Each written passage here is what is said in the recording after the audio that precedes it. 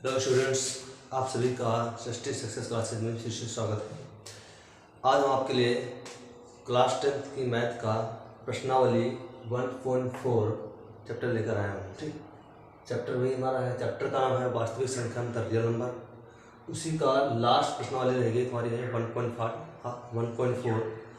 मैं उसी पर आज क्वेश्चन लेकर आया हूँ। ठीक है, जिसका फर्स्ट क्वेश्चन है शांत आवर्ती अशांत आवर्ती। मतलब इतने सारे क्वेश्चन दिए गए हैं, हमें इनका बताना है कि कौन शांत आवर्ती है, कौन अशांत आवर्ती है। ठीक है, जैसे 13/5 3125 बताइए शांत आवर्ती है कि अशांत आवर्ती। ठीक, तो पहले ये समझते हैं कि शांत आवर्ती क्या होता है और अशांत आवर्ती क्या होता है। ठीक है, देखिए शांत आवर्ती का जैसे कोई परिमेय संख्या है। ठीक, जैसे कोई परिमेय संख्या मान लो 3/2 ले लिया, 3/2 हमने ले लिया, इसे मान लीजिए हमने 10/2 ले लिया, 10/2। ठीक, ये परिमेय संख्या है। ठीक है, तो शांत आवर्ती मतलब ये होता है कि जब मैं हर को अंश से डिवाइड करूँ, तो उसका जो डिवाइडेशन है, जो भाग है, वो पूर्ण से चला जाए। ठीक है, तो उसे कहते हैं शांत आवर्ती। ठीक है, और जब भाग पूर्ण रूप से ना जाए, मतलब भाग करें और भागफल पूर्ण रूप से ना कटे और वो संख्या बार बार क्या करे, उसका जो आंसर है वो बार बार रिपीट करता चला जाए। ठीक है, या रिपीट ना करे। ठीक है, तो होता है अशांत आवर्ती। मतलब भाग पूर्ण रूप से ना जाए, मतलब पूर्ण रूप से ना कटे। ठीक है, तो उसे कहते हैं अशांत आवर्ती। ठीक, तो अब जहाँ तुम्हें ये तो तुमने डिस्क्रिप्शन में सीखा होगा 9th में। ठीक, 9th में एक वर्ड आता था शांत दशमलव, अशांत दशमलव। ठीक है, याद होगा आपको, जब ये लिखा हो 0.35। ठीक, तो इसको कहते थे शांत दशमलव। ठीक, जो ये लिखा हो 0.3 की पावर बार, तो इसको कहते हैं अशांत दशमलव। ठीक, तो शांत दशमलव तो कैसे है, अब देखो इस पर कोई बार नहीं लगा है। ठीक है, तो इसका मतलब क्या है, ये कोई ऐसी भिन्न संख्या नहीं होगी जो पूर्ण रूप से कट गई होगी, पूर्ण रूप से इसका डिवाइडेशन हो गया होगा, तो इसको कहते थे शांत दशमलव। ठीक है, और ये एक ऐसी भिन्न संख्या नहीं होगी जब इसको हम डिवाइड करते थे तो ये पूर्ण से नहीं कट पाएगा, जिसका भागफल बार बार रिपीट कर रहा होगा, 3 आ रहा होगा। ठीक है, इसे कहते थे अशांत दशमलव। ठीक, वैसे ही इसमें भी होता है। ठीक है, तो शांत दशमलव होने के लिए, मतलब शांत आवर्ती होने के लिए, ठीक है, मतलब इसका जो हर है, हर में कोई भी संख्या हो, जैसे हमने ले लिया 10 ही ले लिया। ठीक, ये हमने इसको ले लिया, हमने यहाँ पर हमने ले लिया 7/10। ठीक, ये परिमेय संख्या है, बताना है कि शांत दशमलव। ठीक है, तो शांत दशमलव जब भी होगा, ठीक है, जब वो पूर्ण रूप से डिवाइड हो जाए। ठीक है, जैसे मैं 10 को 7 से भाग को, तो पूर्ण से भाग चला जाएगा।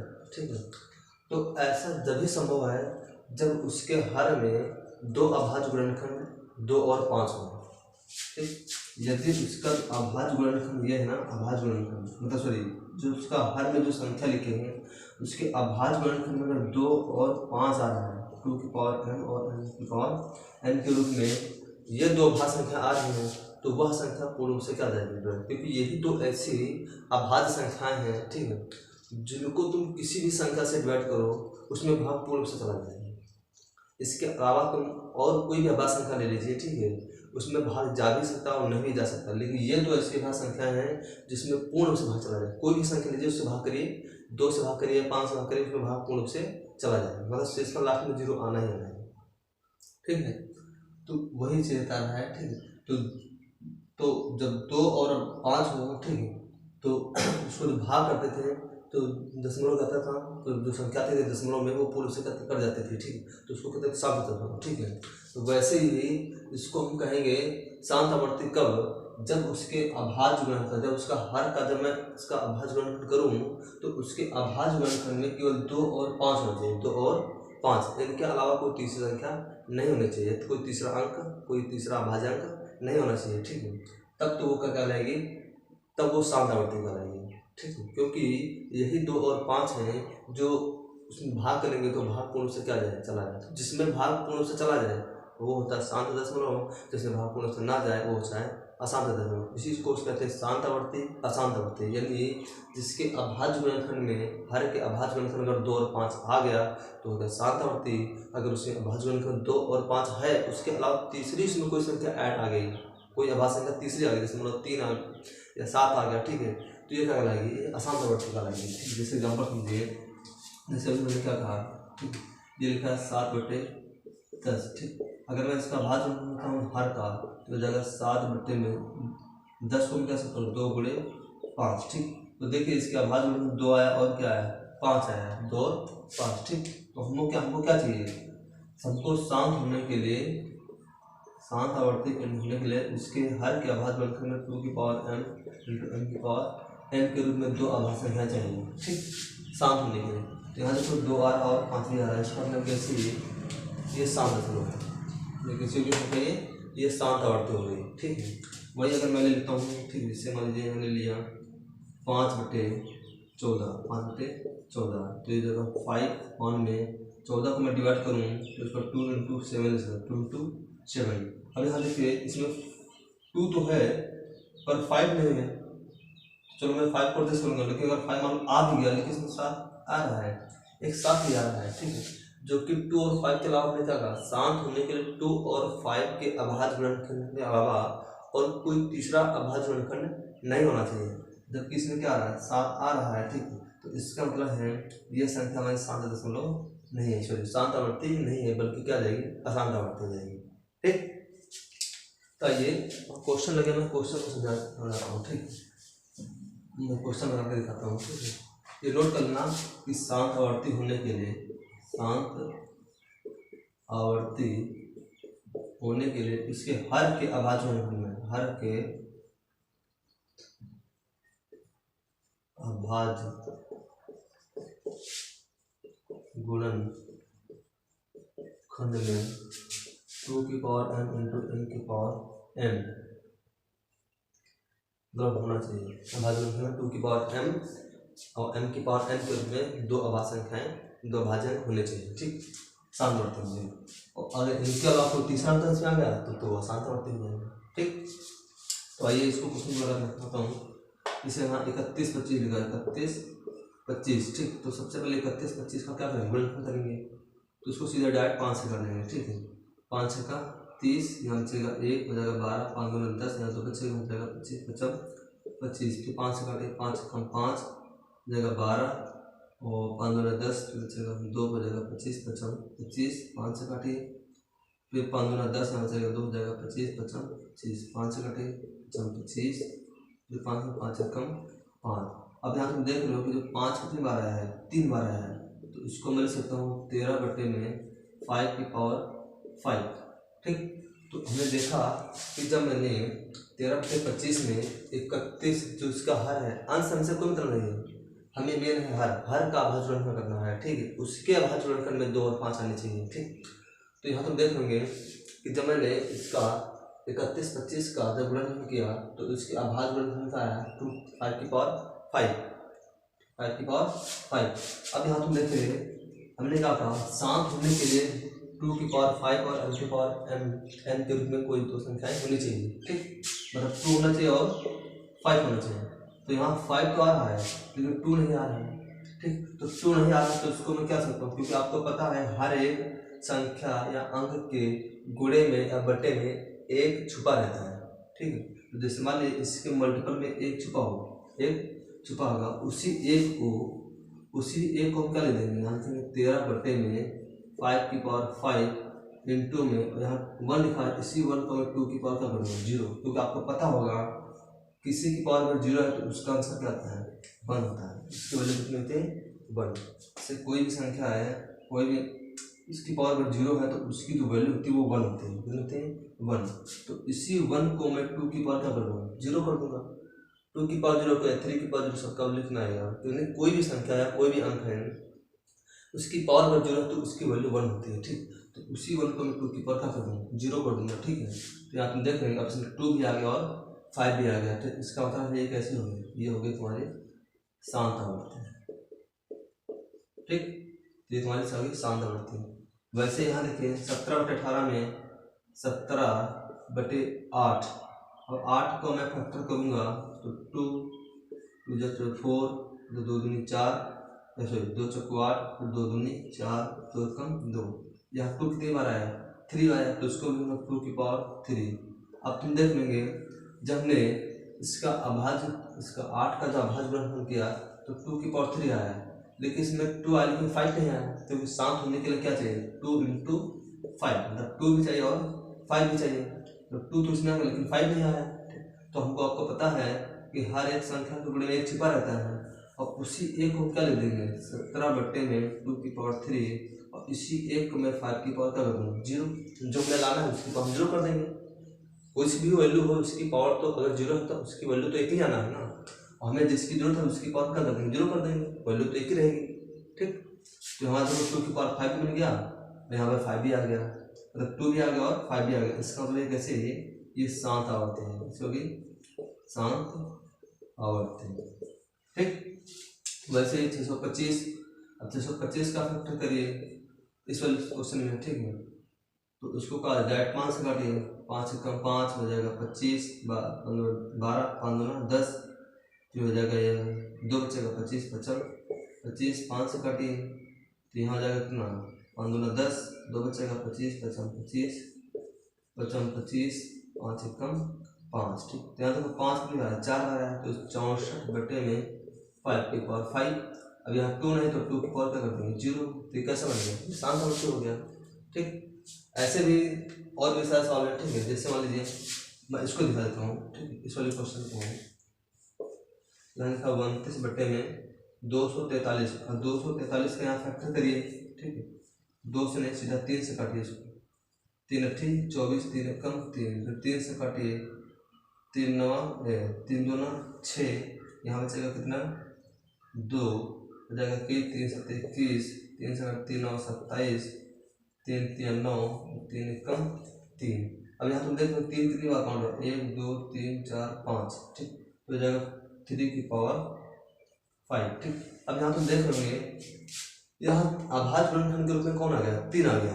अब इसमें 2 और 5 मान लो आ भी जाए, ठीक है, तब भी ये शांत नहीं होगी, क्योंकि हमने क्या कहा शांत आवर्ती होने के लिए हमको क्या चाहिए 2 और 5 चाहिए, 2 और 5। ठीक, तो इसमें 2 और 5 तो कहीं आए ना, मतलब अगर आ भी जाता है तो लेकिन इसमें क्या आ रहा है एक तीसरी संख्या अभाज्य गुणनखंड के रूप में 3 आ गई। कौन आ गई 3। तो इसका मतलब है ये शांत आवर्ती नहीं बल्कि क्या रहेगी अशांत आवर्ती, क्योंकि शांत होने के 2 और 5 के अतिरिक्त और कोई तीसरी अभाज्य संख्या में अभाज्य गुणनखंड के रूप में कोई तीसरी संख्या नहीं होनी चाहिए, जबकि इसमें 3 आ गया है, इसका मतलब ये शांत नहीं बल्कि क्या है अशांत आवर्ती है।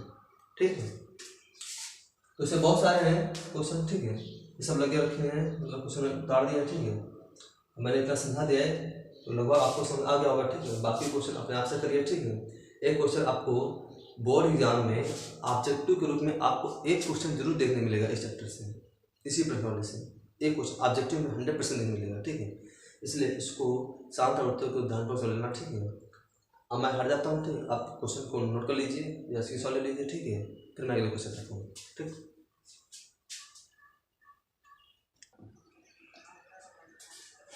आइए अब मैं इसी क्वेश्चन 1.4 का दूसरा क्वेश्चन करता हूँ। ठीक, देखिए दूसरा क्वेश्चन किस प्रकार से क्वेश्चन कर रहा है, ऊपर दिए गए प्रश्न में उन परिमेय संख्याओं के दशमलव प्रसारों को लिखो जो शांत है।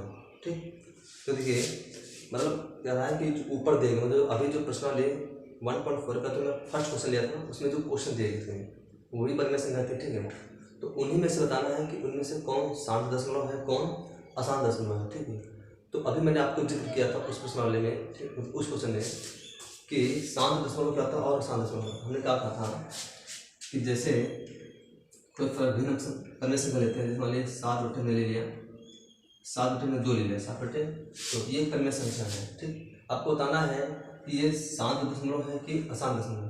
तो हमने अभी क्या कहा था कि शांत दशमलव मतलब क्या होता है कि जब मैं इसको भाग करूँ, अपन उसको परिमेय संख्या को भाग करूँ तो उसमें भाग पूर्ण से क्या चला जाए, भाग पूर्ण से चला जाए, मतलब उसका शेषफल 0 आ जाए, मतलब पूर्ण से डिवाइडेशन हो जाए, तो वो शांत दशमलव कहते हैं। और जब भाग पूर्ण से ना जाए, ठीक है, शेषफल 0 ना आए अर्थात तो मतलब बढ़ता ही रहे या उसका आंसर बार बार रिपीट करता रहे या आंसर बार बार रिपीट ना करें, मतलब कभी कटे ही ना, तो वो होती थी अशांत दशमलव। ठीक है, तो इसमें वही चीज़ है। ठीक है, 7 से 2 लिखा है तो मैं 2 को 7 से अगर मैं भाग करूँ, ठीक है, 2 और ब्रैकेट में 7, ठीक है, तो हो जाएगा 2 3 6 और बटे 7 में से 6 गया 1, पॉइंट लगाओगे हो जाएगा कितना 10, 2 पंचे 10, और शेषफल कितना आ गया 0। ठीक, यहाँ से देख होंगे 2 को जो मैंने 7 से डिवाइड किया मतलब भाग किया, ठीक, तो इसमें भाग पूर्ण रूप से क्या हो गया, चला गया।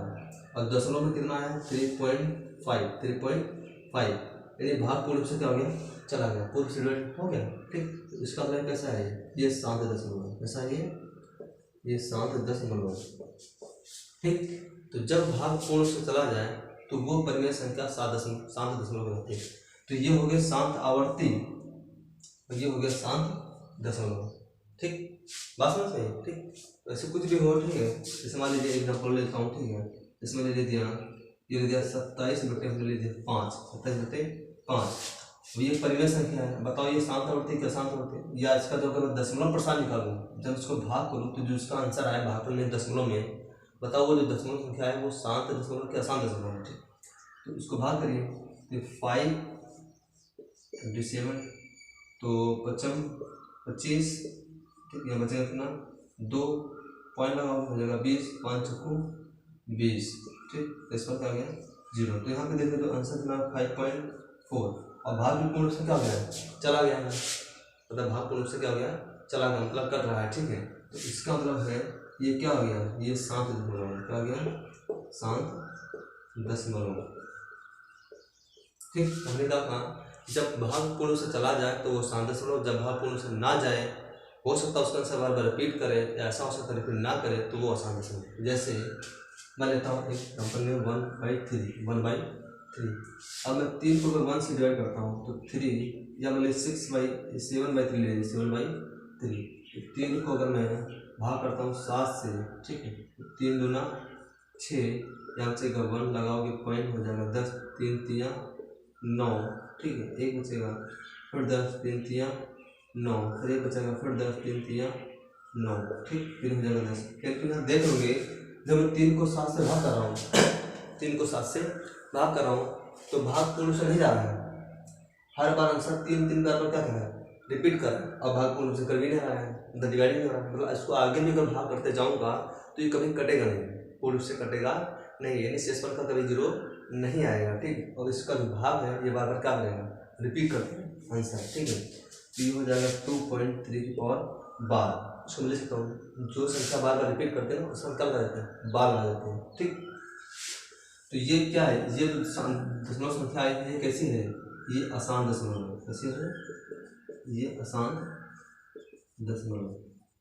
ठीक, आई होप आपको शांत दशमलव और अशांत दशमलव में अंतर समझ आ गया कि शांत दशमलव क्या होता है और अशांत दशमलव। तो अब आपको जो फर्स्ट क्वेश्चन में दिया गया है, ठीक है, फर्स्ट क्वेश्चन में जितने भी क्वेश्चन हैं उनको हर को अंश से डिवाइड करना। देखो अगर भाग पूर्ण से जा रहा है, ठीक है, तो शांत दशमलव, अगर नहीं जा रहा है, ठीक, तो हो जाएगा अशांत दशमलव। ठीक, तो क्वेश्चन तुम्हें लगाना है। ठीक है, मैंने समझा दिया कि शांत दशमलव अशांत दशमलव क्या होता है एग्जाम्पल में। ठीक, तो आप इसको नोट करना तो नोट कर लीजिए, स्क्रीनशॉट तो ले लीजिए। ठीक, फिर मैं अगला क्वेश्चन जाता हूँ।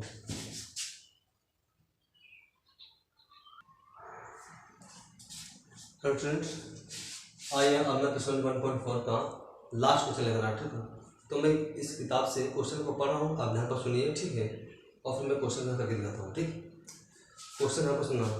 क्वेश्चन ये है, कुछ वास्तविक संख्याओं के दशमलव प्रसार नीचे दर्शाए गए हैं। ठीक, प्रत्येक स्थिति के लिए निर्धारित कीजिए कि यह संख्या परिमेय संख्या है या नहीं है। यदि यह परिमेय संख्या है और P/Q के रूप की है, P/Q के रूप की है, तो Q के अभाज्य गुणनखंडों के बारे में आप क्या कह सकते हैं। Q के अभाज्य गुणनखंडों के बारे में आप क्या कह सकते हैं। ठीक, तो आपको पता होगा। ठीक, जैसे मैं इसका क्वेश्चन ले लेता हूँ पहले का। फर्स्ट क्वेश्चन है 4 3.123 4 5 6 7 8 9। ठीक, दूसरा क्वेश्चन है यहाँ पर। ठीक, यह लिखा है 0.12012001240. ठीक, वैसे ही तीसरा क्वेश्चन लेता हूँ। ठीक, यहाँ 4 3.123 4 5 6 7 8 9 एक और बात। ठीक, तो देखिए ये रहा है कि परिमेय संख्या के रूप में। ठीक है, मतलब बताना है ये जो संख्या है, ठीक है। अब बताओ ये परिमेय संख्या अगर है, ठीक है, तो ये पी बटा क्यू की फॉर्म में होगी। अगर ये परिमेय संख्या है तो ये पी बटा क्यू के फॉर्म में होगी। तो उसका देखो जितनी भी परिमेय संख्या होती है, जितनी भी परिमेय संख्या होती है वो पी बटे क्यू की फॉर्म में होती हैं, ठीक है। जिसमें आपको पता होगा पी और क्यू क्या होते हैं, ये हमारे कहते हैं पूर्णांक होते हैं, ठीक है। जिसमें लिखा होता है Q equal to not zero, Q कभी जीरो नहीं हो सकता है, ठीक है। तो वही कह रहा है कि अगर ये परिमेय संख्या है तो उस समय ये पी बटे क्यू के फॉर्म में होगी। सीधी बात है, अगर ये परिमेय संख्या है तो पी बटे क्यू के फॉर्म में होगी। तो उस समय इसका जो क्यू होगा इसको तुम किस रूप में, मतलब इसके अभाज्य गुणनखंड के रूप में तुम क्या कह सकते हो, ठीक है। तो आपको पता होगा हमने क्या कहा था कि जितनी भी परिमेय संख्या होती है, जितनी भी परिमेय संख्या होती है, ठीक है, वो 7 दशमलव होती है, यानी 7 आवर्ती भी होंगी। ध्यान रखना जितने भी परिमेय संख्या होंगे, ठीक है, वो 7 दशमलव तो होंगी ही होंगी और 7 आवर्ती भी होंगी। मतलब जो संख्या पूर्ण से डिवाइड हो जाए वो सभी परिमेय संख्या होती है, ठीक है। उसी को हम क्या कहते थे, 7 आवर्ती भी कहते थे, ठीक है। यानी उसका जो डिवाइड हो जाता था तो उसका जो आंसर था दशमलव में, उसी को क्या कहते हैं, 7 दशमलव कहते थे, ठीक है। तो हम कह सकते हैं जितनी भी 7 दशमलव संख्या होती है वो सब क्या होती है, परिमेय संख्या होती है, ठीक है। तो यानी इसका अभाज्य गुणनखंड कुछ भी आने वाला अभाज्य गुणनखंड के रूप में, ठीक है। जैसे मान लो यहाँ पर मैं अगर पॉइंट हटाऊँ तो पॉइंट के बाद में जितने अंक अपने क्या आ जाएंगे, 0 तो 9 0 कुछ भी आएगा मान लीजिए, ठीक, 9 0, ठीक। तो ये क्या बन गई, ये परिमेय संख्या बन गई, क्या बन गई, परिमेय संख्या, ठीक। तो अब इसका जो ये आया है ना अभाज्य गुणनखंड क्यू, ये तो पी के फॉर्म में हो गया, ये कौन गया, क्यू के फॉर्म में, ठीक। अब मैं इसका अभाज्य गुणनखंड करूँ, क्या करूँ, अभाज्य गुणनखंड, ठीक। तो इसके अभाज्य गुणनखंड में 2 और 5 जरूर होना चाहिए, क्योंकि अगर 2 और 5 नहीं होंगे, ठीक, तो वो संख्या पूर्ण से नहीं कटेगी। तो 2 और 5 दो ऐसी अभाज्य संख्या होती हैं जिनसे वो भाग पूर्ण से करता है, चला जाता है और आंसर उसका रिपीट नहीं करता है। तो यहाँ अगर आंसर रिपीट नहीं कर रहा है, ठीक है, आंसर रिपीट नहीं कर रहा है, ठीक है, तो इसका मतलब है, ठीक है, कि इसका जो अभाज्य गुणनखंड के रूप में जो क्यू होगा उसमें 2 की पावर m इंटू m की पावर n के रूप में कुल 2 अभाज्य गुणनखंड होंगे, अभाज्य गुणनखंड होंगे, ठीक है। तो ध्यान रखना परिमेय संख्या होने के लिए संख्या कैसी होगी, अगर दशमलव, अगर वो 7 दशमलव है तो परिमेय संख्या, और 7 दशमलव की पहचान क्या होती है कि अगर उसका कोई बार नहीं लगा है तो वो 7 दशमलव, अगर बार लगा है तो वो असात दशमलव, ठीक है। तो इस पर कोई बार नहीं लगा ना, इस पर कोई बार नहीं लगा, इसका मतलब इसका आंसर, ठीक।